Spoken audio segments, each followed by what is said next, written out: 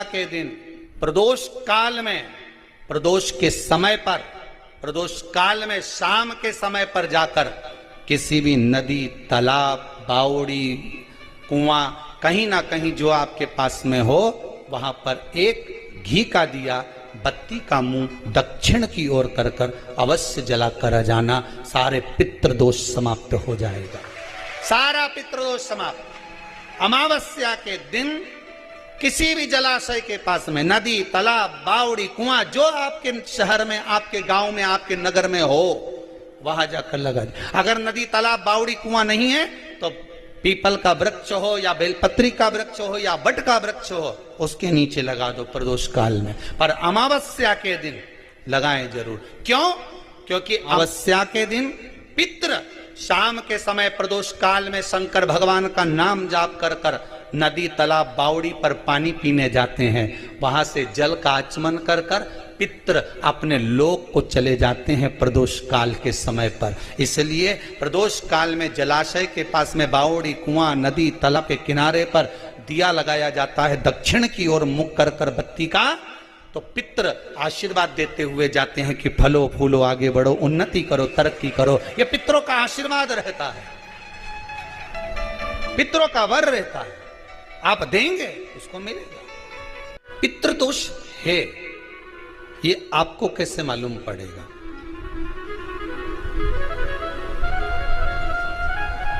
पितृ भूखे हैं, इसका तो वर्णन हमने पहले कर दिया कि रात्रि को जब आप सोने के बाद में 1-1.5 घंटे बाद अगर आपकी नींद खुल जाए, 1 घंटा 1.5 घंटा आप सो लिए, उसके बाद जो नींद खुली तो 1-1.5 घंटे तक अगर आपको नींद नहीं आ रही है, रात्रि को सोने के बाद में 1 घंटे बाद जब उठे तो आपको प्यास लग गई, भूख लगने लगी, प्यास लगने लगी कि मेरे को पानी पीना पड़ेगा, घबराहट हो रही, पानी पीना पड़ेगा। 1-1.5 घंटे सोने के बाद अचानक नींद खुले और आपको प्यास लगे, समझ लेना आपके पितृ भूखे हैं और प्यास है।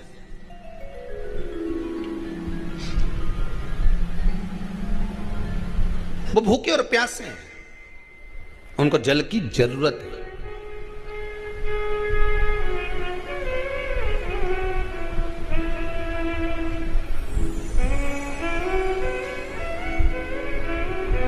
किसी भी नदी में, सरोवर में, कुंड में, बावड़ी में, तालाब में, आप तीर्थ में जाकर जब स्नान करते हैं तो स्नान करने के बाद एक काम का नियम बना लो कि अपने हाथ की अंजलि में जल लेकर अपने पूर्वजों को देना है। प्यासे रहते हैं, भग मांगते हैं।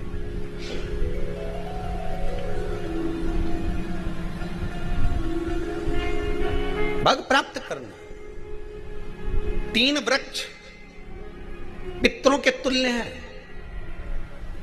पहला पीपल, दूसरा बट वृक्ष, तीसरा बेलपत्र का वृक्ष।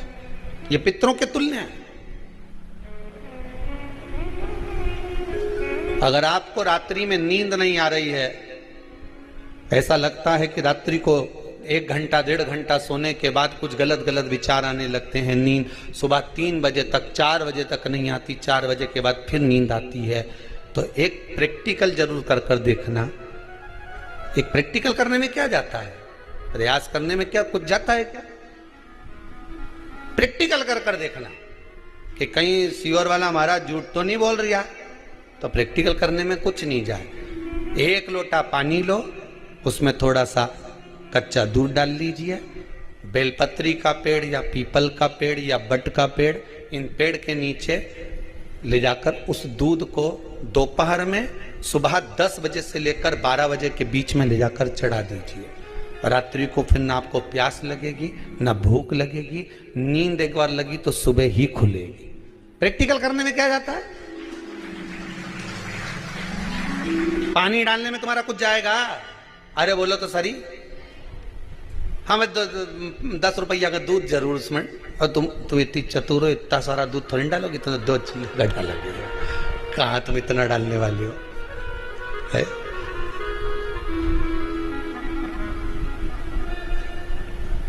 प्रैक्टिकल करने में क्या जाता है? कुछ भी नहीं बिगड़ेगा। ये तो बस जल डालोगे तुम्हारा ही कुछ अच्छा हो सकता है, बाबा की कृपा है।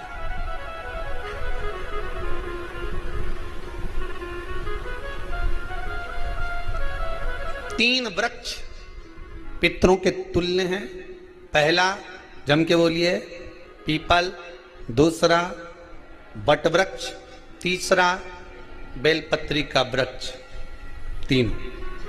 पीपल के वृक्ष में 52,000 ब्राह्मण एक साथ निवास करते हैं, इसलिए पितृतुल्य है। बट वृक्ष ब्रह्मा जी के मस्तक से बना, इसलिए पितृतुल्य है। और बेलपत्री का वृक्ष माता पार्वती जी के अश्रु से बना।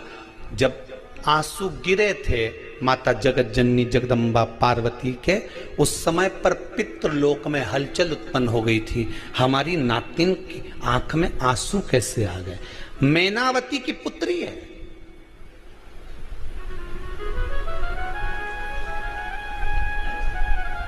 पितरों की नातिन, इसकी अश्रु कैसे गिर गए?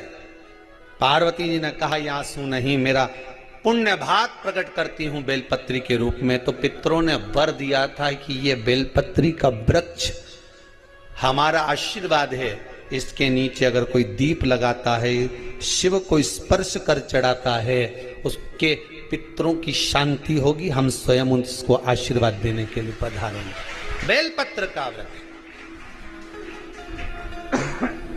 पितृतुल्य।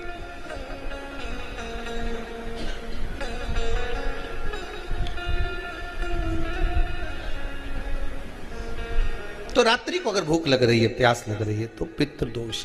दूसरा पितृदोष का लक्षण बताया, घर में कोई शुभ कार्य ना हो, वंश की वृद्धि ना हो। 1 रुपये कमाओ, 1.25 रुपये खर्च हो रहे हैं,